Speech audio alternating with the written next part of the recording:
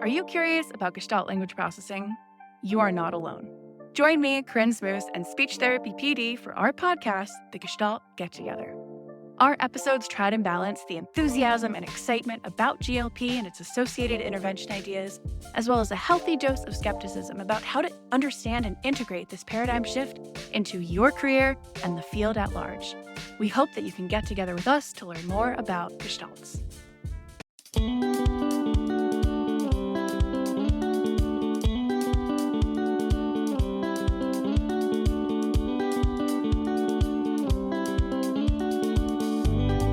Welcome to SLP Learning Series, a podcast series presented by SpeechTherapyPD.com. The SLP Learning Series explores various topics of speech-language pathology. Each season dives deeper into a topic with a different host and guests who are leaders in the field.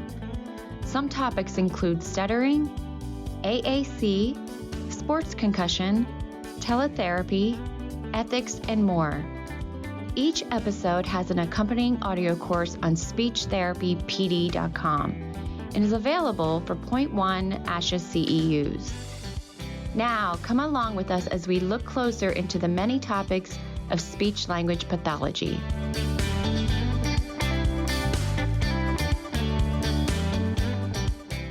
Hi, everyone. My name is Garrett Scooter Oyama.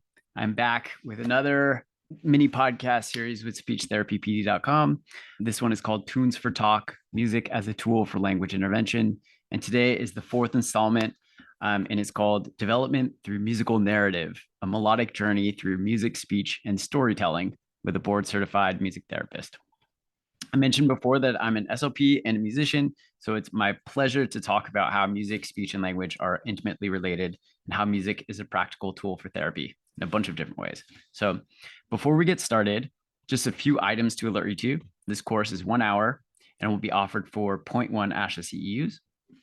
As far as financial disclosures go, we each receive an honorarium from SpeechTherapyPD.com.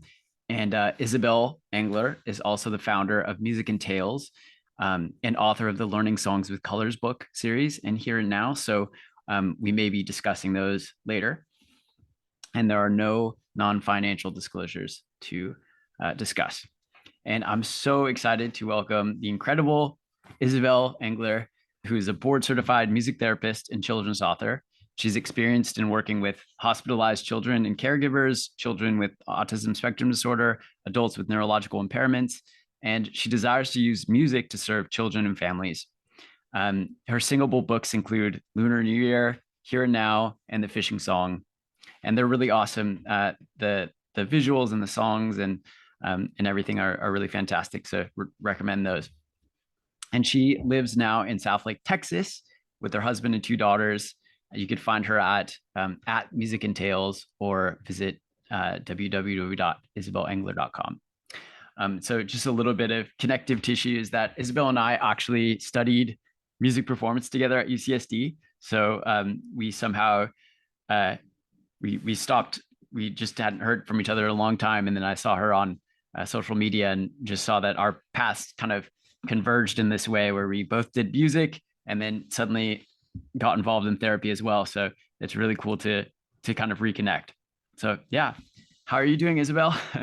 I'm good. Thank you so much for the wonderful intro, Garrett. Like you said, it was so nice to reconnect after all these years after college and realizing that both of us have become therapists and working with people. Yeah, absolutely. Maybe you could tell us a little bit more because I'm curious too. I want to know kind of what's your both your origin story as it relates to music therapy, but also music in general. Were you always interested in it, or how did you get started? That's a great question. I'll try to keep it concise. So as you know, like our college did not have a music therapy degree, right? So I studied this traditional route of music performance, and that's just what I knew. Like, study performance, get better at my craft. And my goal at the time was like, well, I really wanted to do more with music after undergrad. So I continued to study privately with a professor at San Francisco Conservatory of Music in San Francisco. And I never heard about music therapy in California. I was living in California. And so I was working during the day, and at night I would have like rehearsals and collaboration like projects for music. as a pianist because that's my primary instrument, right? And so, years would go by and I would live this like double life where I wanted to do more than performing. Like there's nothing wrong with performing. I still, love working with performers. I still enjoy playing, right? But there was just something about like wanting to use music to work with people. But I didn't know what that was until I actually reconnect with a former college classmate of ours. I don't know if you remember her. She was a violinist and she had a very successful private studio teaching violin. But she told me she was like going back to school to study music therapy for a second degree. And so that was like 10 years out of my life. And that's how I discovered music therapy. So did you have another question? No, that's awesome. I didn't know that. Who was it, by the way? I don't know if you want to mention. She was called Isabelle. Okay. American. Got it. Yeah, I don't remember her specifically, but that's so cool. One thing that strikes me, and that has struck me also from talking to all these different people on this podcast so far, is how you can really make an interesting career through kind of the intersections of your interests. Because I was sort of in the same boat in that, like, obviously, since I was a little kid, music has always been, my passion, and playing guitar specifically. But I didn't know going to college, it was like, okay, there's you could be a musician. That's, the job that's put in front of you. But I had all these other interests, and I knew that I loved studying the brain. Like we talked about, we both studied cognitive science as well. And I liked, looking into research and, science and all this stuff too. So it's really cool. And, always was interested in speech and language. And so having these interests led me to this other career. And it seems like, you having sort of the background as well, wanting to help people, wanting to see this like other side of music also sort of led you to this career. Absolutely. I think the moment was when that friend of mine mentioned that she was really drawn to music therapy because she wanted to use music to help with people struggling with eating disorders, which she had told me she experienced in youth too. So I was like, wait, how does music help, people struggling with eating disorders and in psychiatric hospitals? So that like piqued my interest. I started diving into research and literature about, is this a real thing? What's the science behind it? And found out that there's so much I didn't know. So I was just like, I think I got to do this. And I remember telling my husband, like, I think I need to go back to school. And then he's like, if you feel called for this, then go for it. I think it's great. So it kind of led me down the rabbit hole of going back to get a degree and then learn about the psychology and science. And we learned a lot about like abnormal psychology and how it's not just in psychiatric hospital, but also working with kids on the spectrum or, children or adults going through illnesses and how to cope with those illnesses. And there's just so many ways that music can help with cognitive, social, communication, emotional, and physical goals as well. So that was just some like angelic moment of I can actually use music to help people. I love that. Yeah. Thinking, it just always amazes me how powerful music is and how it can really kind of work in all these different ways to help a person's life. And I wonder how basically why you sort of made the switch from music therapy to doing, being an author of children's books and a business owner and things like that. Can you tell me a little bit more about that shift? Sure. Yes, thank you for calling that out. Yeah, so besides the clinical music therapy work, right? Like I started having this idea of creating resources for children. And I have a story about that too, because at the time I was working at a children's hospital. And specifically, I work a lot with kids who were waiting for heart transplants. So they have heart diseases or defects. And so they were hospitalized for months at a time waiting for a heart, right? And then I also worked in oncology. So kids going through cancer treatment, and they were as young as 4 years old, right? So I remember working with a young patient, and I won't disclose any like identifiable information, of course, but at the time, I think her family was from a different country that they only spoke Mandarin Chinese. And so it was really difficult for them to communicate to any staff. And even, in medical settings, they have these like translation devices, but sometimes things are lost in translation, right? And so this child was referred to me because she actually had selective mutism. She was, she stopped talking to her family, stopped talking and responding verbally to any of the staff members. So we're just trying to figure out how we could help her. And so at the time, I was practicing in English. Honestly, like I grew up in the States too, right? So my family was from Taiwan, so I do speak Mandarin and I'm bilingual in Mandarin and English. So I like pull from the back of my mind trying to remember some like Mandarin nursery rhymes that's age appropriate for 4 years old.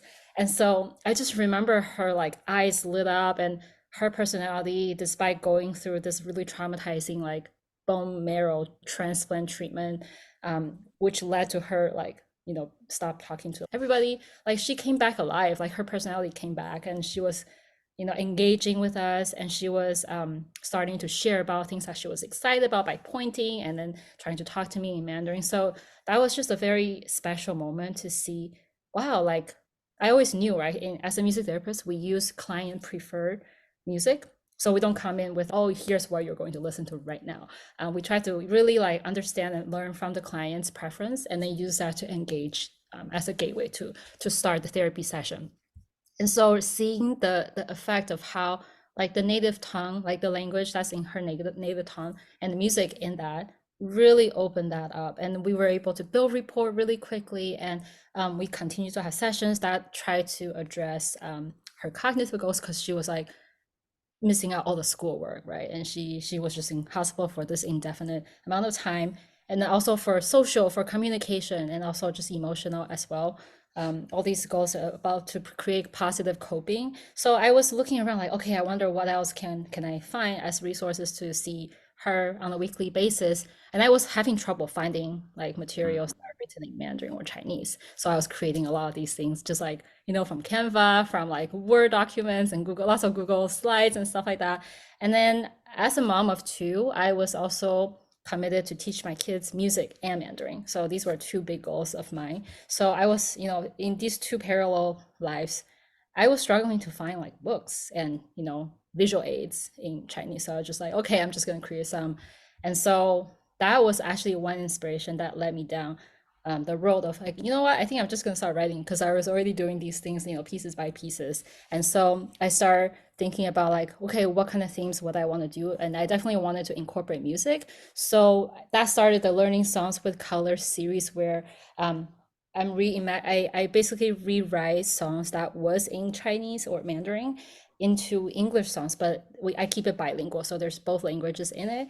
And I work with artists to create emotive illustrations that retell the story.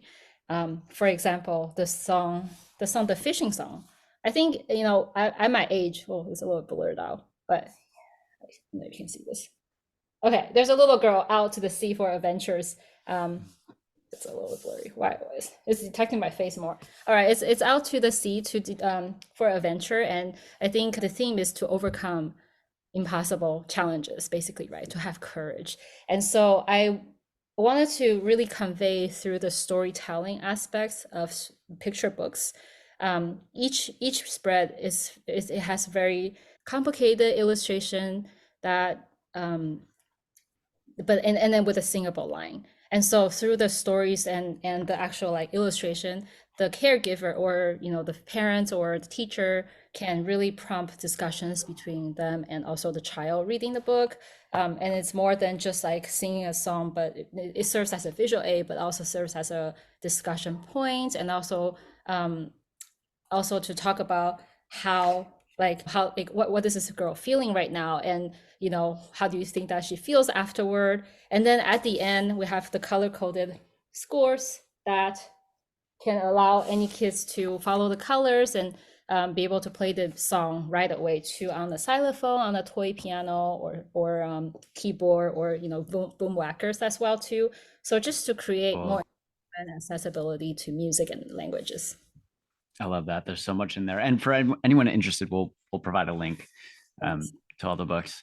But yeah, there's a million things I want to talk about in there, but definitely, that thank you for sharing that client story as well. That's really moving. And one thing I keep telling people is that there's this cool research about how playing music with somebody will make you more socially engaged with them and make you more likely to open up to them. And, just one thing that's overlooked so much in, I think, in speech therapy specifically, is rapport building and how important it is. I did this, too. When I was a starting clinician, I would go in, just, have my lesson plan and just go right into, whatever it was, flashcards or something like that. And there's no connection and no engagement and no, joint attention and things like that. And those are all foundational for learning things. What you attend to is what you learn. And so having a musical activity is building rapport. It's making you more likely to be pro-social. There's a research study that I mentioned before in the last podcast, but they had like people go in and either tap on time with the facilitator or tap like out of time with them.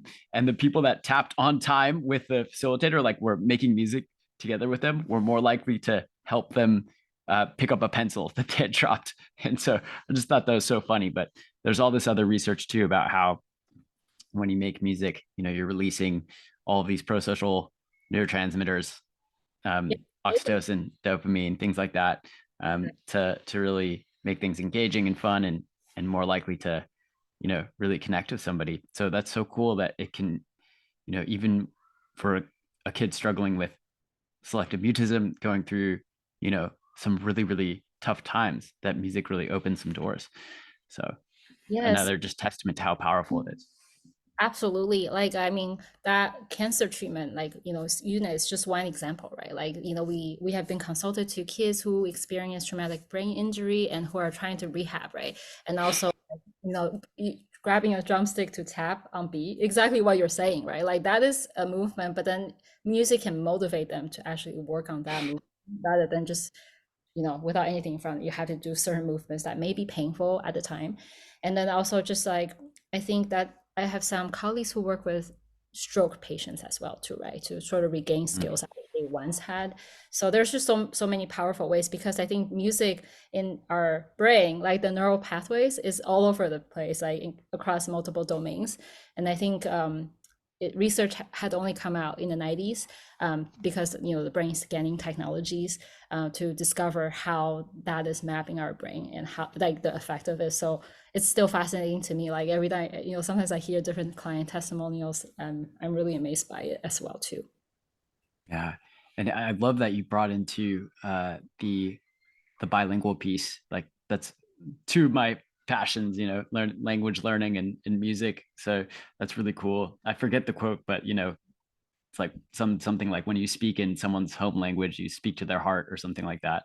And I really feel like there's also some cool research that's overlapping with music, that people that are kids that are bilingual and then also that do music, there's something special about how the brain processes sound.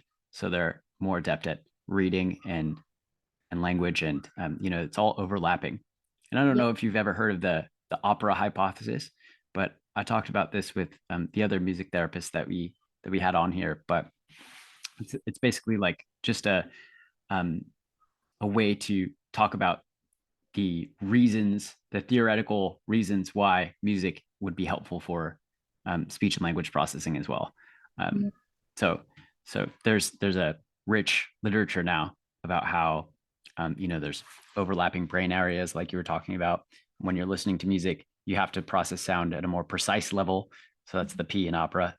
Emotion, something you're bringing up here, is that music really releases these chemicals that are tied to different emotions, so it's motivating. And so that's the E. And then R is repetition. You get a lot of repetitions, whether it's tapping a drumstick like you're saying, or when you're beatboxing, you're saying phonemes over and over again. And then that affects attention as well. When you really are motivated to do something and when it's emotionally salient to you, you want to attend to it. So those are all reasons why music is a really helpful tool, and also helps with speech language. Yes. And like I'm just thinking back on like the time when I used to work in the NICU.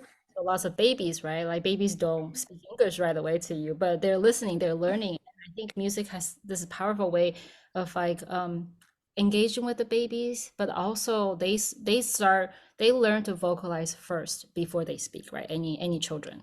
And so music, you can actually like demonstrate that to them, and you can watch their social cues even as young as a premature baby, that is at a gestational, like age appropriate time for auditory like stimulation. But I remember seeing and also collaborating with other speech therapists who are part of the neurodevelopmental team, and we would sort of coordinate like, okay, this kid, like they're working on feeding, but then maybe I would come along to like co-treat with the speech therapist. I also have individual treatment sessions with the babies just separately, right? Like to work on different goals as well too. It was just, really amazing to see the responses from baby as young as 28, gestational. Yeah, that's so crazy. Yeah, do you have any specific stories that stand out to you working with an SLP specifically? Any collaborations that stuck out in your mind? Sure. At Children's Hospital, because the kids I work with were a little bit older, like maybe elementary school ages. So if I had collaborations with speech therapists, it was usually after a major surgery where they had to relearn swallowing skills and so feeding, right? But then I think there were a few long-term hospitalized kids, like in transplants units, where we just wanted to provide more developmental support to the kid together. So I remember there was one kid who was, I want to say one and a half, right, ish. And so she was just there for like a year waiting for a heart. And so speech therapist, OT, and me, we actually like decided as a team, like, hey, let's just do this weekly co-treat session together to visit the kid together. And so we were kind of okay, what are some goals that we're working on, what that are overlapping. And so we would support each other. So for example, I would bring like small instruments where like a 1-year-old can grab onto, like maracas and egg shakers and tiny little keyboard that can be portable. And the speech therapist is working on like language, right? So she might kind of like talk to me in advance about some songs that she can work with. And so I would accompany her, but also like helping the kids to engage with some instruments while allowing the speech therapist to be kind of the primary language, to conduct the language intervention. And then sometimes OT will step in as well too to do certain movements. So then I would also like kind of work with them. So we try not to overstep each other. We also understand, right, like there's different scope of work as well too. But I actually really loved it when we were able to collaborate together. Yeah, that's awesome. Yeah, I really think there needs to be more interprofessional collaboration between our fields, and maybe for just the people listening, if there is anyone who doesn't know technically what a music therapist is, maybe can you just give people a quick definition? What is a music therapist? Yeah.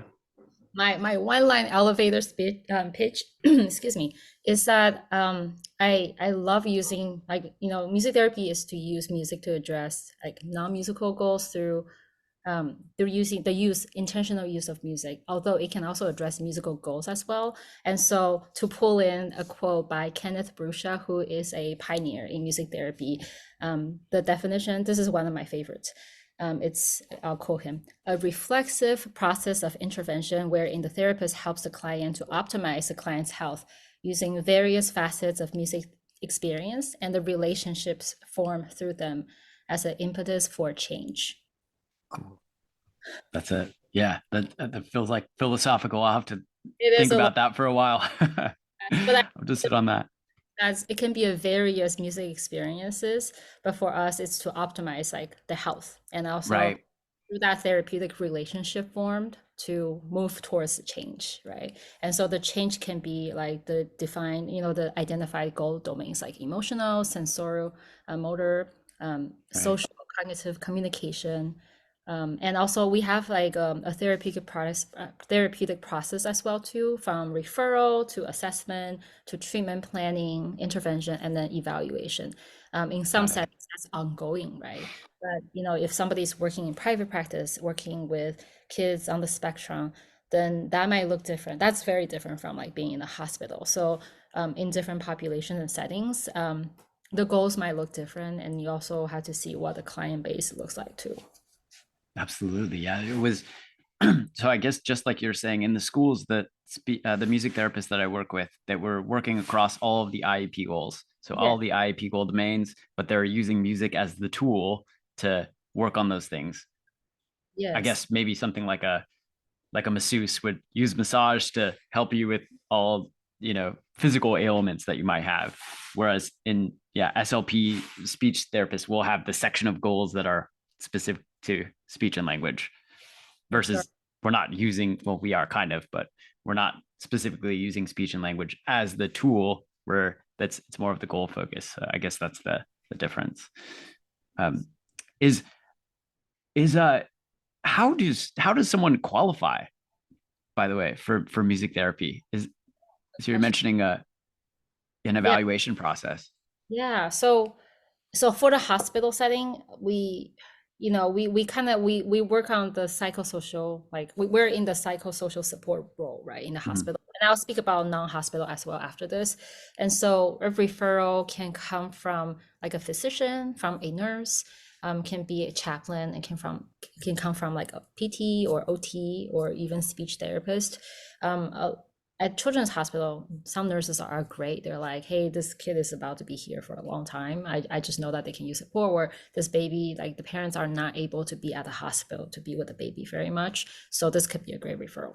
And then, in working with adults, right? Because I work with children, but I have colleagues who work with adults too. So it could be somebody who had a stroke and is trying to recover from a stroke, but hospitalized. So the music therapist can be consulted because a nurse or physicians decided that, hey, this could be a good fit to refer them to music therapy. I have some friends who work in hospice or assisted nursing homes working with elders, and so they may do the referral process differently. For example, like you mentioned about in school districts, right? Like I think music therapists working in school districts, they will work with those all of the stakeholders on the IEP plan, and I think that referral process might look different. And I haven't worked in school districts before, so I'm not a super expert on that. But in the medical setting, there's a lot of conversations going. And for me, because I also worked in NICU for a while, and so it's like, well, all of these babies can benefit from developmental like goals through music, right? So how do we prioritize? It was actually very difficult, but I had some criteria where like, okay, they have to be at least 28 weeks gestational age old, because before then, they're too young, their auditory system and neurological system is not mature enough to be stimulated like more than they should be. Like they're usually in isolate, right? And also by 32 weeks gestational age, that's when a little bit, like I know that was kind of the threshold roughly, but I still assess, right, to make sure that they can tolerate that. But then I might like incorporate like touch to help them move a little bit while singing to them. And then I might also like work with parents. So for example, like if the two babies have the similar criteria, same diagnosis and same ages, but one's parent is not able to be with them during the day, during the week, they can only come at night and weekends. So maybe that is one I might prioritize to support more. I don't like to use the word prioritize, but sometimes you have to kind of gauge, right? Like the other babies' parents are there every day, all day. So there's adequate parental support. And parents are reading to the babies or singing to the baby. So I might support the parents, right? But then maybe I see them once a week, but then the other one I might try to go see like 2 to 3 times a week. Right. Definitely. And for all the SLPs out there listening to, even if the child doesn't qualify for music therapy, it doesn't mean that you can't use music as an activity. Music is a universal right, I think, and so I think it's also, maybe I'm biased, but I think it's one of the best things you could do for your brain is to listen to music in an intentional way, and it's just joyful as well. I know not everyone is drawn to it, and there are probably some. I was hearing the other day about kind of the normal distribution for people, as far as music goes, and there's obviously the really gifted. There's the Jacob Colliers of the world, and then there's the people that are totally amusic, so they can't hear tone and pitch and don't respond to rhythm. But I think for most of the population, we can really benefit from music's power. But great, thank you for sharing. And I really feel like, I've worked just recently with the music therapist, and it was so cool to have, it was really exciting to see someone who was, when she started singing, like the child I was working with, just a huge smile on her face. And they actually put together a kind of like a performance for her. So they're like, okay, so every month we're going to do like a recital for you.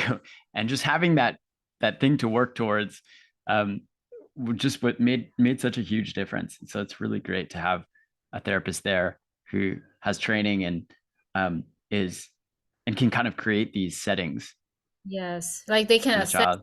something that the child really excited about, and support and facilitate that, right? As a project to look forward to and to work towards, versus like in other settings, like a different child might feel like, oh, that's too much pressure. I don't want to necessarily work on it. But then like a trained therapist is able to kind of assess where the child is at and work with that. Absolutely. Are there any before we start talking about sort of the narrative stuff that you mentioned before, are there any sort of practical musical tools that you like to use Oh, in therapy, and something that maybe an SLP can use? I see, I see. For top, I would say like a large categories, right? Would be like, we do like listening, so receptive, like you support like a client to listen through music, and then we use that as a gateway to prompt discussions afterwards, such as like lyric analysis. But also Mm. there's active music making, right? So that's like instrument play, and the third one is improvisation, and then the fourth one is composition. My favorite one is improvisation. I think that comes from like having played jazz, right? Like in Yeah, college, that I think that sometimes we joke that like improvisation is such a bread and butter, like for a music therapist, because we are trained to have this skill to be able to improvise and make it accessible to client who may not have had like musical trainings, right? And so, Gary, I know you're like a very, very talented guitar player, and I remember like just always like admiring your improvisation in college. But most of the kids like thanks. at that level yet, right? So how do we like create that overall structure in chord progressions, but allowing them to kind of trying out, right? Like plugging some notes on the keyboard along with like a guitar accompaniment, or vice versa, like on the piano, but then they're trying to play like certain keys on the different instruments. And so I really enjoy it as a pianist to kind of offer them piano like a keyboard in front of them. Sometimes for a child, it's this large instrument or long instrument with so many options on it. It can be a little intimidating, but I might start with like, hey, just pick the black keys. And that's pentatonic, right? Like you can easily accompany them in a chord progression, and then they can play Oh, any, pentatonic. yeah, Yes. or maybe just white keys, but then I set the structure of the grooves, the rhythm and the tempo, and dynamics as well too in a set chord progression. So that way it kind of sounds like a composition, but the kid also has the creativity and freedom to create, and to self-express as well too. So I would say Absolutely. improvisations are my top two favorites. I love that. Well, thinking about even what we're doing right now, right? Where like this, we don't have a script really for this thing. It's like we're having this conversation. It's totally improvised. And how amazing, we're using sound to explore ideas and come up with, hopefully make meaningful statements that will help people. But it's really kind of similar thing to speech and language. And I think that practicing improvisation in a musical setting is also helpful, because if you think about, like you're talking about providing the harmonic context so that a child is can easily start to improvise and feel comfortable and get used to that skill. Well, we do the same thing when we scaffold language as parents or as teachers. Like when a kid is young, right, they don't have the facility and the facility with language, let's say, to really carry a conversation on their own. Like if I was a 5-year-old right now, I might not be asking the same question. It might just jump around, or I might ask you about like pineapple pizza or something like that. But as when we're working with them as when they're younger, we're like, okay, here's the structure. We'll kind of ask you the questions. We'll bring you back when you need to, and they can kind of play around, and then their language abilities grow until we're at this place now where we can freely have conversation. And where, I think everyone who speaks and have conversations, they're like really like, Herbie Hancock level jazz musicians in the language domain, So I think that's, yeah, so interesting. I love that. I haven't actually done a ton of improv with my kids, and that's something I'm going to start to do. So, yeah. Yeah, exactly. Like you said, right? We're having a conversation right now. In music, there's musical dialogues as well too. And I like, for examples, for those online right now, like you can match each, like a therapist can match the energy of like the child who Mm. may not consciously or may not know that they're doing that consciously if they're feeling angry, right? But then the way they That's like the ISO principle, right? Sorry to jump in, but exactly yeah. Hmm. match like their energy and their rhythm, and then you can tone up or tone down depending on what your goal is as well too. Absolutely. So for everyone listening, I learned this from a music therapist actually, that the ISO principle is, so we know that music can change your state. Music can change your emotional state. That's something that's been shown in the literature for a long time. And so what you want to do is, if someone is feeling very frustrated, let's say one of your clients is maybe having a meltdown or something like that, you can start with, instead of going straight into a happy, joyful, peaceful song, you might want to start out where they are. So you might want to play some Rage Against the Machine or something like that, something a little bit more aggressive, and that matches their emotional state. And then you could sort of bring them down, if I'm understanding it correctly. Is that sort of the Yeah, no, right? I love that you're so well versed in this, and I'll throw in another example as well too. So, for example, like in a patient in a hospital setting where they might be really agitated, and their heart rate is like shooting up the roof, right? Like the monitors is beeping, and so um, you go in, and then you may not want to like just start with like happy, but then you might want to match the rhythm, like the tempo of that heart rate. That's how you can match the ISO principle, and then you slow it down. And then once you match it and engage with the client, and I might like slow it down and then start removing the layers of the instrumentation. Like instead of strumming, I might kind of like transition to finger picking on the guitar. Mm. That I've seen time after time, like the heart rate starts slowing down as the music slows down as well too. It's amazing. And then they start breathing better. Their respiration like rate is better as well too. And they're able to sort of like compose themselves as well too. Yeah, absolutely. Well, a lot of things like the breath, um, is so important for changing your physiology as well. And so that might be a reason why music, you know, it sort of influences your breathing. So can influence your physiology that way. And I think your brain waves also, right? They start to synchronize with the music. And so certain rhythms and frequencies and harmonies will differentially affect how your brain is processing things. So I think it can kind of change your state in a way that it's not, sometimes it's tough to like reason with somebody in that state. It's your, Yes. like they call it amygdala hijack, right? Where you're just in this sort of like emotional state. You can't really process things. Your prefrontal cortex is shut down. And so you're not willing to reason with somebody. So you just start arguing. But when you go from the other way, when you go from the, you know, physiological side of things, let's say, you can kind of sort of go through the back door in a sense, and help someone calm down. Yeah, that's such a beautiful method. Yes. Very practical tool too. So other Yes. SLPs can use. Yeah, thinking about like practical tools. Like I think I love what you said about like sometimes like right in that beginning moment, maybe like trying to say something verbally may not be the first way to engage because of the state that they're in. Like using music as a backdoor. Like I love the way you use that word because we use that word in the medical setting a lot. Like we're sometimes joking among like the care team that like music therapists kind of have to backdoor to kind of connect with the client where they're at, right? And so really sometimes like what may not be as effective in words, like music can go there more efficiently. And then you can have, your intervention, your plan, agenda and stuff like that after that too. Absolutely. Yeah. And sometimes, it does make words more powerful. Like you were, and this is sort of a transition into your narratives and your storytelling and your books. But from your perspective, how do you think that narrative and music and speech relate?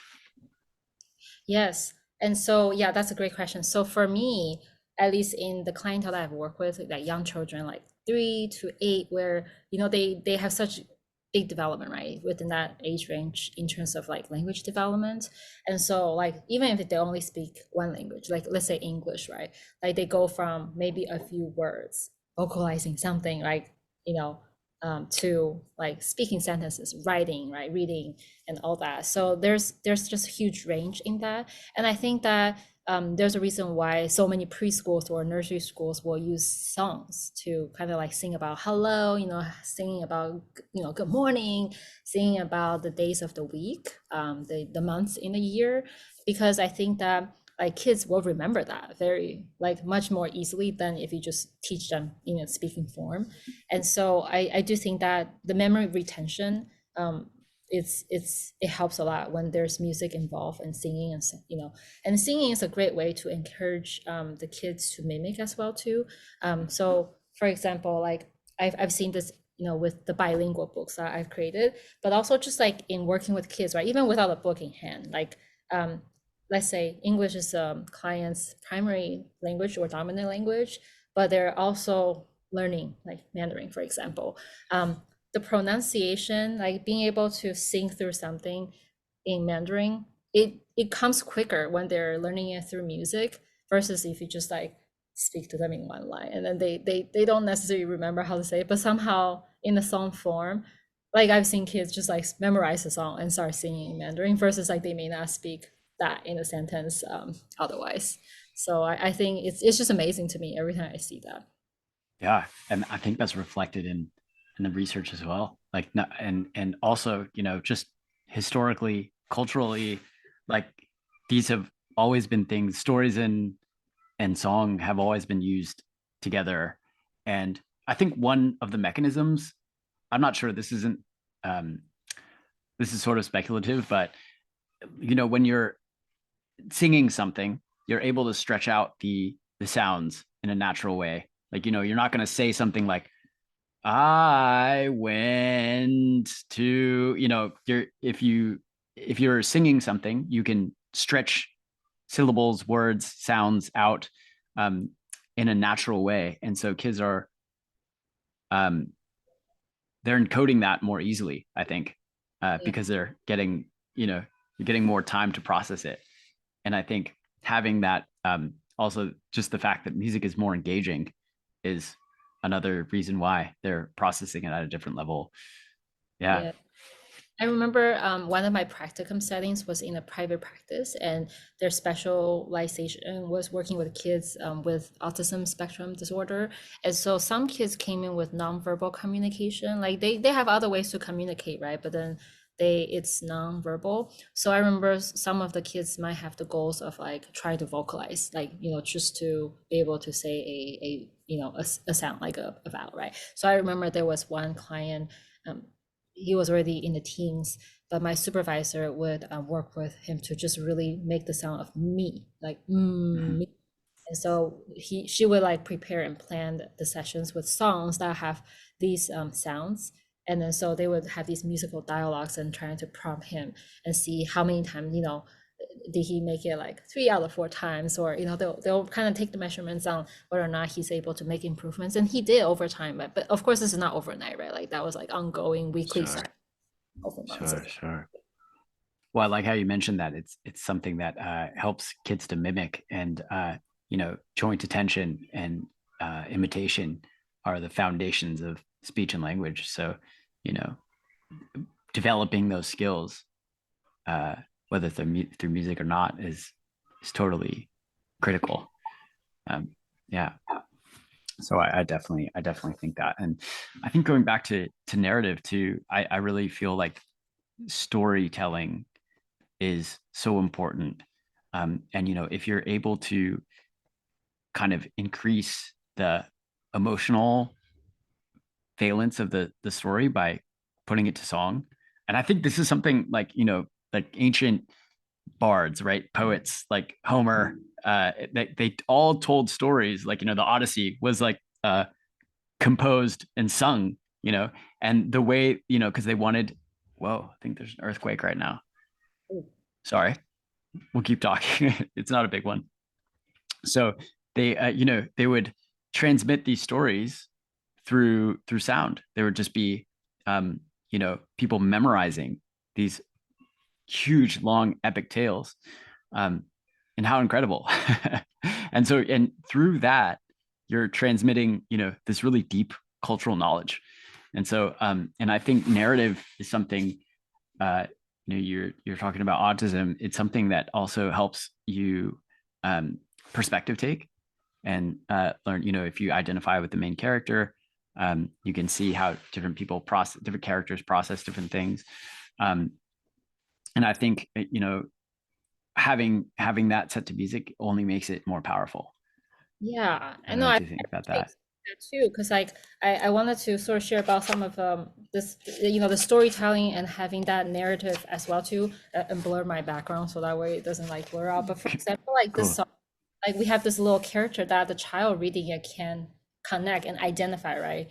Like this character going out to the uncertainty to face challenges as well too. There's animals, there's sceneries that go with it, and then at the end you can kind of see like the emotional changes in the little girl's face, and the end too, even though this is just a short demonstration. But I do think that kids engage with like characters, right, and what's happening in the scene. They ask questions about like, oh, like what's happening here, why is she upset here? And I think that this song in the old days, like I guess my generation when I was a kid, like it's not about little girl, it's about a fisherman going out to the sea just to get fish back home. Like it's not really, there's no story around there. And so I kind of transformed it because I wanted to connect with kids who are the readers, right? Like so that it's kid focused in that narrative, and that way they can kind of see, imagine through the illustrations, and then because it's in a sung form, like it's a song that you can sing, right? So that way they can really connect from the content of the lyrics to the visual, like the emotive illustrations of the story. All of that help them to engage and also to motivate them to connect with it, and also just like the accessibility too, right? Like versus just reading a book of the song, the lyrics of the song, or listening to it without any of the storytelling component of it. Yeah, definitely. And what an important, great message to get across through song. I feel like a lot of the stuff that a lot of the blueprints for our lives were set in, songs that we heard when we were a kid. It certainly feels like that, and stories, that we learned as kids. Yeah. There's a cool study a pretty recent study that showed that people reading fiction showed advanced empathy and, theory of mind, understanding of others' thoughts and emotions. So I think, just narrative in general, such a, even apart from the musical stuff that we were talking about, apart from all the speech stuff, is just an important skill on its own. So combined with everything, it's like a really, really important thing. Yeah, that got me thinking about something, because like the latest book that I had is about Lunar New Year. So this is like what it looks like, right? And just from thinking about the title Lunar New Year, like it's a holiday celebrated across multiple like Asian cultures, and it looks different from culture to culture or from country to country, and even people living in the same country, like they could do it differently because the family celebrations are different too, right? And so I was invited to and had the opportunity to visit elementary school like libraries, and then to like share that with kids from cool. Right? But I just remember even kids who don't celebrate Lunar New Year from their families, like they've never like even done it. I had like questions like, hey, what are some ways that your parents have decorated your home or bring out to celebrate any major holidays? And then kids were like really engaged, and they were like, oh, for Christmas we set up Christmas trees, and there are other kids like we celebrate Diwali, we have candles around the house.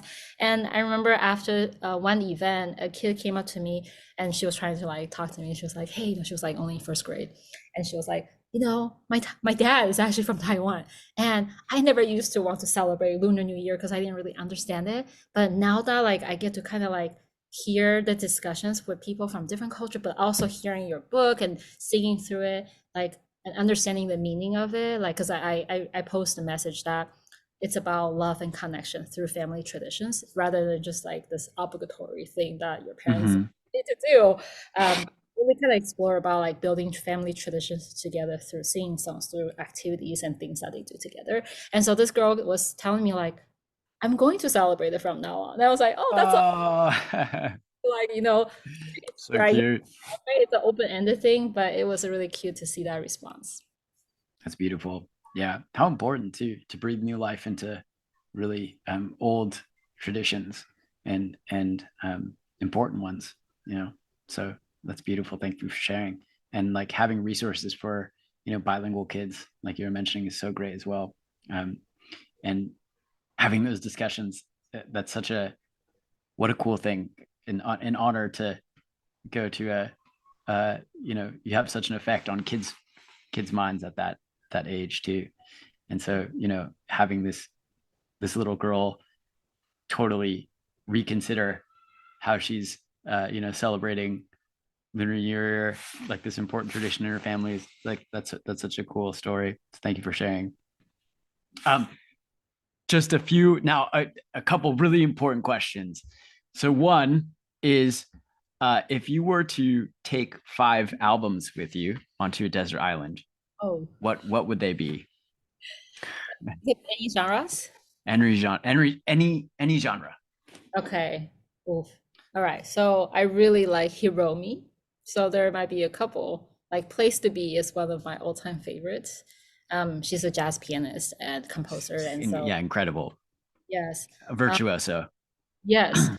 Place to Be is one because I think that's solo piano mostly, but the one she did with Chick Corea is also awesome. That came out when we were in college, didn't it? Yes, it's a while back. Yeah. But I do enjoy that one as well too. Personally, I listen to classical music still. I really enjoy piano quartets. So maybe Martha Argerage's piano quartets by Schumann. Mm. And then, Schumann's piano quintet as well. I think Martha Argerich also has it. It's also very, very beautiful. So I will take that too. And then the fifth one, oh man, this is really difficult. I recently met this singer who is a Christian singer-songwriter. His name is Phil Wickham. I like it. It's he's more modern, contemporary Christian. So, but I've been liking his songs as well too. So cool. Maybe his album will be the fifth one. What about you? That's fantastic. Oh, well, I just wanted to mention, because I've asked this question to all the guests so far, and everyone, it's crazy how different everyone's had completely different tastes in music. I think the last guest was 9 Inch Nails, Radiohead, something grungy, and then the previous guest was like more popped, like Disney, and then some ambient. And the first guest, they've all been awesome, was like pop punk and like emo. And it's funny because like there's reliably been like at least one thing from each guest that I'm like, yes, that's awesome. Like I would love to take that one with me too. So it's hard, because I love so much music that and Cheryl Gooden says the Beatles and Barry Manilow. Nice to know. Yeah, the Beatles is classic. I would that's definitely in consideration. There's just too many. Yeah, because obviously I love jazz, having studied it. I love I went through all the phases. I went through the pop punk phase. I went through the classic rock phase, the blues, jazz, hip hop, rock, classical as well. I mean, I've been listening to a lot of Debussy recently. The children's corner stuff is pretty fantastic. I love it. Yeah. It's too hard to choose. Okay. And also, do you have a go-to karaoke song? Oh man.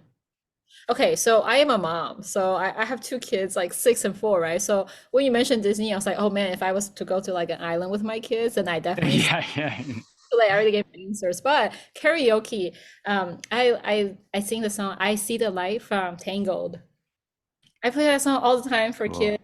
music therapy or non-music therapy sessions. I mean, kids seem to know it, and it's a very beautiful melody. I like to sing that one. Fantastic.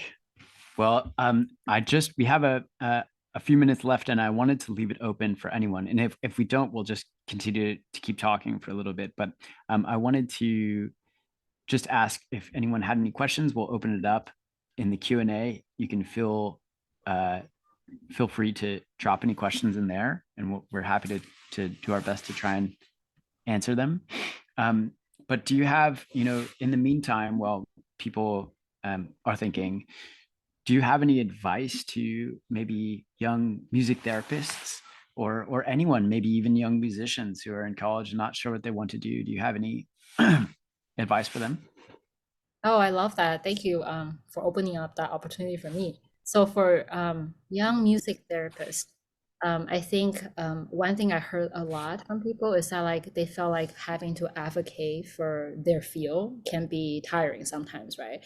And I like to share that even in other fields, right, you always have to advocate for your field and your role and what you're doing. Like this is not exclusive to music therapy being a newer field, but rather, I used to work in tech in Silicon Valley where I always have to kind of like sell the value of like a product I was building, for example, right? I had to teach the sales team to know the product I built so they can sell it to clients. I had to teach a marketing team so they can market it better.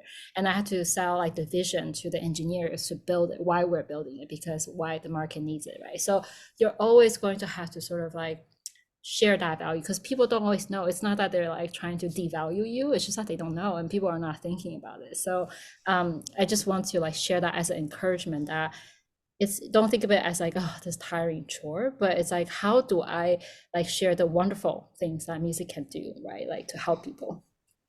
I love that. Yeah, there's definitely a lot of, well, not convincing, but there's, I mean, not even SLPs. There's not a lot of people who know what a speech language pathologist does really.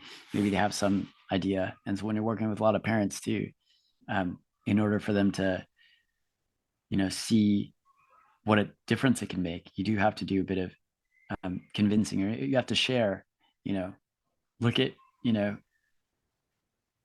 help them envision what Yes. having great speech and language and communication within the family would look like, and then helping them to understand the importance of the homework you might give. So totally, I can see that. And Cheryl said, my granddaughter and I danced to the Tangled song while she's dressed up in a Rapunzel dress. So, and she said, thank you. So thank you, Cheryl. Thank you, Cheryl. Appreciate it. Yeah. We have a couple more minutes, and I just wanted to ask maybe if you see any future collaborations between music therapists and speech therapists. What do you think that would or could look like? Yeah, I mean, for me, I as I mentioned earlier in the course, I really enjoy like collaborations, right? Like between music therapy and speech and also OT and PT.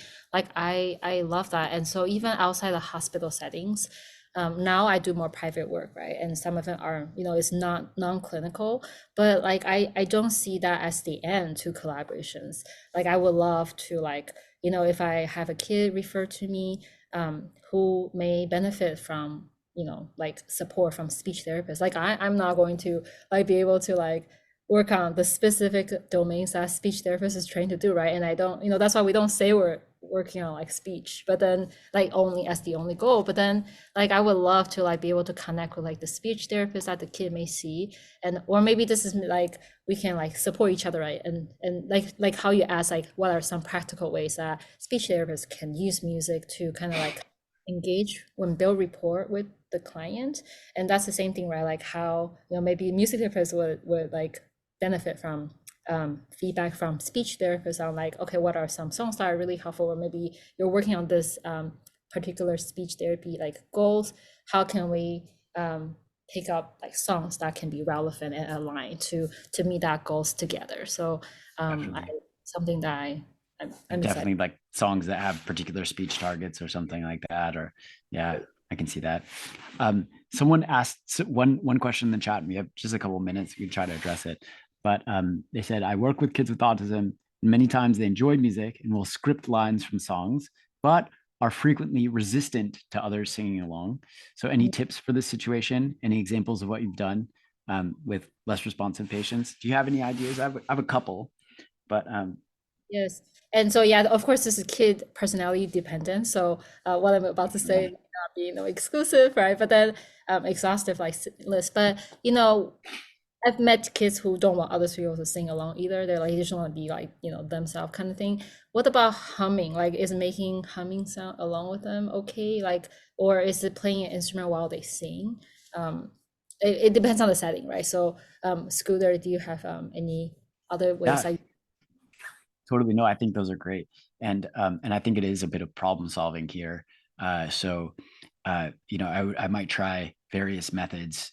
Like maybe one might be playing the background song along for let's say it's a group. You might want to play the song at a little bit of a louder volume. So, everyone's kind of has this track that they're trying to match. You might want to practice taking turns and see if that helps. There's also something that takes a little bit of time, but hopefully once kids get used to it, they'll be more open to it. And it takes a little bit of, obviously positive reinforcement for when they're more open to being flexible. But you can do something like create your own little band where everyone has their parts. And so, maybe there's 2 singers and 2 people like drumming along. I do this in beatboxing, which it's called the beatbox orchestra, where everyone has a different sound that they have to say. And when you get kids collaborating, and then after that first time that they start to do something together, I do see like a little shift in their willingness to participate. And this is, it does take some time and iterations, but moving towards a little bit more, pro-social, flexible behavior, I think music can be helpful with that. So a little bit of problem solving. I hope that maybe gave you some ideas, or maybe open some possibilities up. Not everything's foolproof. And yeah, I've seen that too.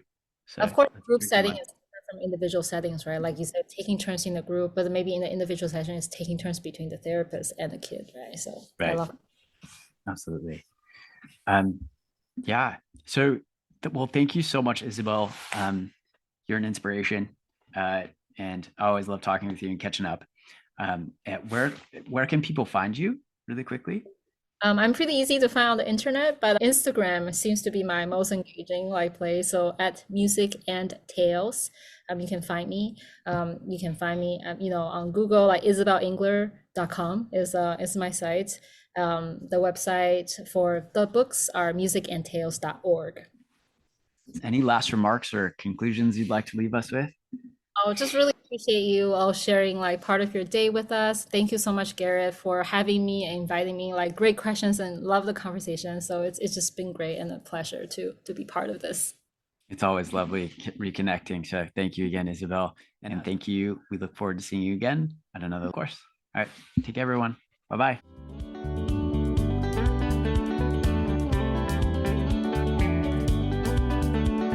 Thank you for joining us for today's course. To complete the course, you must log into your account and complete the quiz and the survey. If you have indicated that you are part of the ASHA registry and entered both your ASHA number and a complete mailing address in your account profile prior to course completion, we will submit earned CEUs to ASHA. Please allow 1 to 2 months from the completion date for your CEUs to reflect on your ASHA transcript. Please note that if this information is missing, we cannot submit to ASHA on your behalf. Thanks again for joining us. We hope to see you next time. Each episode comes with an accompanying audio course on speechtherapypd.com, available for a 0.1 ASHA CEU. And just for our listeners, get $20 off any subscription with promo code SLPLearn20. Speechtherapypd.com is run by SLPs for SLPs. They've got the largest library of ASHA CE eligible courses out there, and they're adding fresh content every week. Remember, use the code SLPLearn20 to get $20 off access to over 1,000 courses for an entire year. Head over to speechtherapypd.com for more information and start earning CEs today. Thanks for tuning in to the SLP Learning Series. And don't forget, SpeechTherapyPD.com is your go-to for all things ASHA CEUs. Your positive reviews and support mean the world to us, and we'd love for you to drop us a quick review and hit that subscribe button.